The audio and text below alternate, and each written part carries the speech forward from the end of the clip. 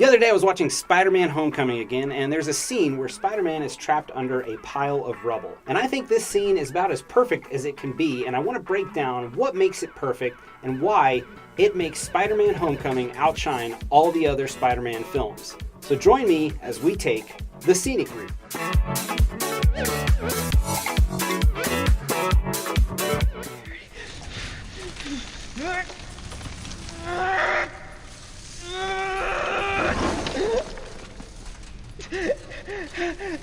Hello!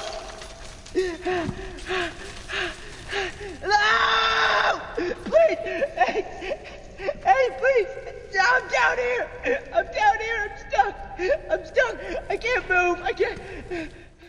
This scene is a recreation of events originally drawn by Steve Ditko and written by Stan Lee in The Amazing Spider-Man number 33, where an exhausted Spider-Man is trapped under heavy machinery and unable to reach the serum he needs to save Aunt May. It has been called one of the great sequences in all comics. As he's about to give up, Spider-Man thinks about Aunt May and Uncle Ben and decides to try again, giving it all he's got, saying, "I must prove equal to the task.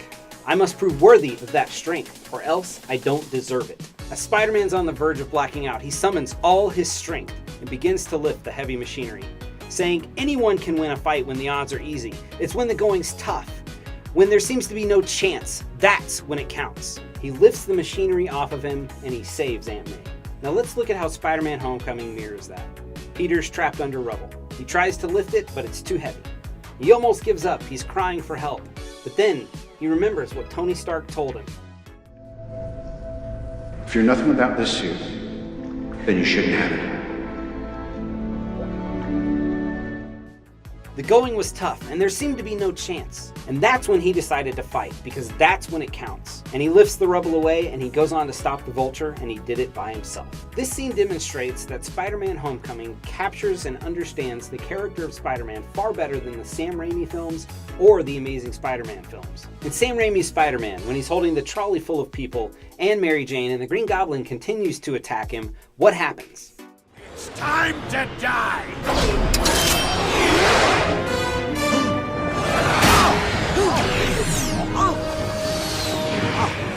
Come on up here, dumb guy! I got a little something for you! New Yorkers come to Spider-Man's rescue by throwing trash at the villain. Take that, you meanie! In Spider-Man 2, when Spider-Man uses all his strength to stop an out-of-control train, and he passes out with his mask off, what happens? New Yorkers all agree to keep his identity a secret. We won't tell nobody.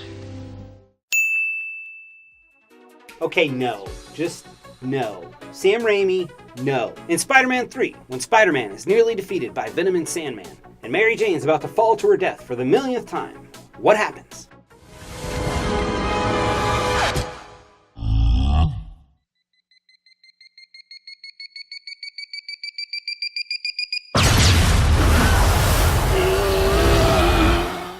Harry Osborn rescues him and they team up to save the day. It's Spider-Man and his amazing friends! In The Amazing Spider-Man, when he has to get across the city to stop the lizard and his leg is injured, what happens?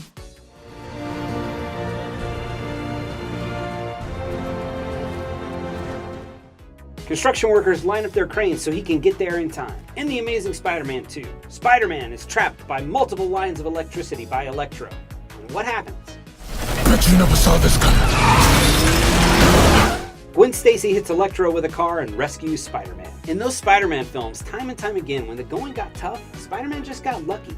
It wasn't about insurmountable odds.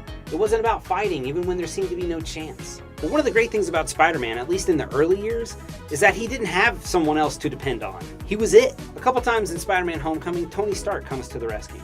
But at this, the final chapter, Spider-Man was on his own. And instead of having to depend on someone else to save him, he rescues himself.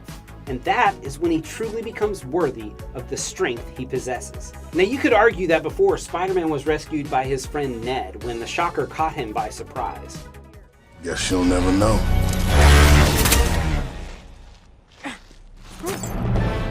Nice shot! If Ned hadn't showed up, maybe Peter could have defeated the Shocker. We don't know. But when he's buried under the rubble, that's when he's at his lowest. And he's ready to give up, but he doesn't. And I don't dislike the other Spider-Man movies. They have elements that I like and elements that I don't like, some more than others.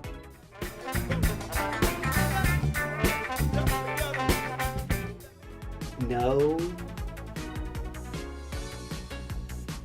But from my point of view, Spider-Man Homecoming stays true to the character of Spider-Man in more ways than the previous films. And if Amazing Spider-Man number 33 contains one of the great sequences of all comics, then Spider-Man Homecoming contains one of the great sequences in all comic book films. Thank you guys for watching. Be sure to like and share this video, subscribe to our YouTube channel, hit the notification bell so that you know when we post new content.